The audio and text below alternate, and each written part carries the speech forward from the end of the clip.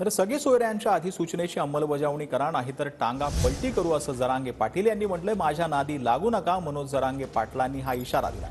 अधिसूचनेची अंमलबजावणी करा, अजूनही सरकारच्या हातून संधी गेली नाही, असं देखील जरांगे पाटील यांनी म्हटलं. माझ्या नादी लागूच नका.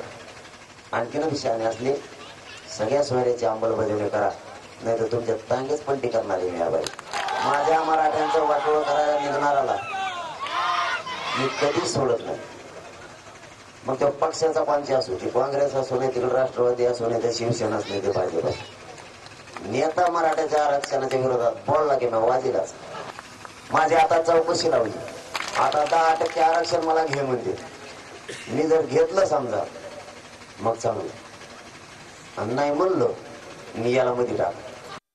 अधिसूचना जी काढली सगळ्या सोयीची अंमलबजावणी करा, हेच मराठी डोक्यात घेऊन नसते. आडवं घुसायचं, नादात करू नका.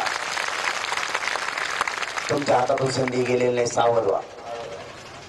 जर तुम्ही असेच आडवं चालायचा प्रयत्न कराल तर मराठ्यांना मुंडकावर टाकायचं चांगलं माहिती. प्रति डाव काय असतो मराठी आता सांगतील तुम्हाला.